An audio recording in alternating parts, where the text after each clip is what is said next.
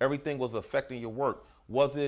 Did you, in the time of you was going through your personal issues and you was doing hair, was it ever a moment in the shop where you messed somebody's hair up and somebody had to fix it, or they just seen you doing in and out, and people in the salon could tell something was not as normal as it used to be with you?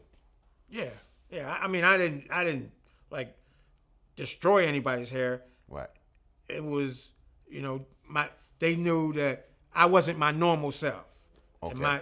And my work ethic was not its norm. Okay. And that was enough for me. Right. But me being the determined person I thought I could handle it. Right. And everybody that comes to you and has something to say don't really have a heart for you. So it's hard for me to take advice or hear from somebody that doesn't really have a heart for me. Okay. You understand what I'm saying? Even though I know, I was getting out of pocket. My attitude was, you can't tell me what to do. I'm my own man. Right. You understand what I'm saying? Right. Check yourself. Right. Because it's easy for us to check somebody else as opposed to checking ourselves first. Right. Take a look at yourself. Okay. And that's where I'm at in my life right now. I take a look at me first. Because I'm not no choir boy, but I know I have a heart for people.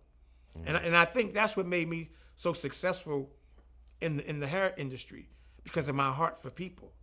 I wouldn't just give people anything. And I wouldn't just put anything out. Right. And when it started getting bad, that's when I realized that, you know what? It's time for me to exit. It's time for me to exit. Because I don't want that attached to me. That label, that bad label. Right. Even though people gonna talk, they gonna say what they gotta say. You know what I mean? And a lot of times they don't have no real passion for you. They don't have no real heart for you, concern for you. They just want something to talk about. So it got to a point where I knew when it was time to make an exodus. And eventually that's what I did. Okay, so you left the shop. Did they fire you, or you just said, no, I'm done, I left the shop? They didn't fire me. I made a decision to go with another style. Matter of fact, I went back to work with Sadie. Okay. She was opening another salon, and me and her had developed a relationship, like a mother-son relationship, and I went to help her out. So you went to Sadie's shop, and how did that work out for you? They weren't happy, and they weren't happy about the move, even though I was, they said, I don't think they still wanted me to leave. Right. I don't think. I don't know. It really don't even matter at this point. Right.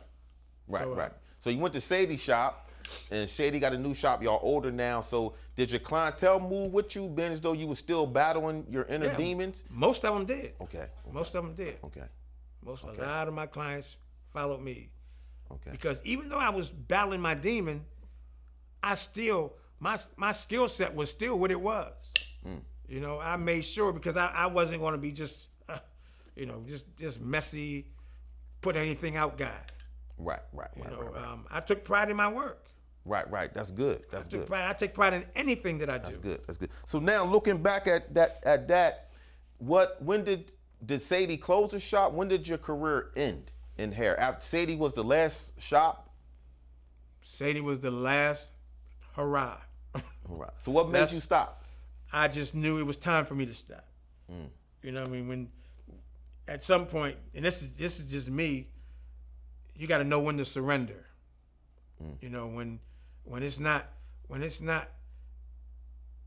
what it was, and you find yourself, spiraling out of control, and you're not getting the results that you're used to getting. You know what I mean? You got to make a decision. And I had to make that decision for me. Right. Was it, you think your decision was based on the trends of the hair change and you didn't keep up, or just at the time all your demons you was going through, you just said it's done, it's time for you? It wasn't the trends of the hair change. It wasn't the trend change, because I could keep up with the trends. I just needed to be invested in me more. I needed to focus on me.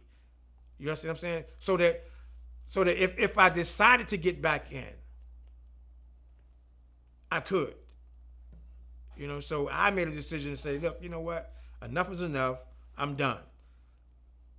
And so I stepped off. Okay. So when you stepped off from the hair industry, did you find yourself in a loss, or you went straight all the way 100% in with the demons, or you just found yourself, what am I going to do now? No, I made a decision to get myself together. You know, I said I got to work on I gotta, you know, make some changes in my life. You know, and that's what I did. I stepped off, you know, and I made some changes, and I found myself doing what I needed to do for me. And to the day, I think I'm where I'm supposed to be, because even though, let me digress for a minute.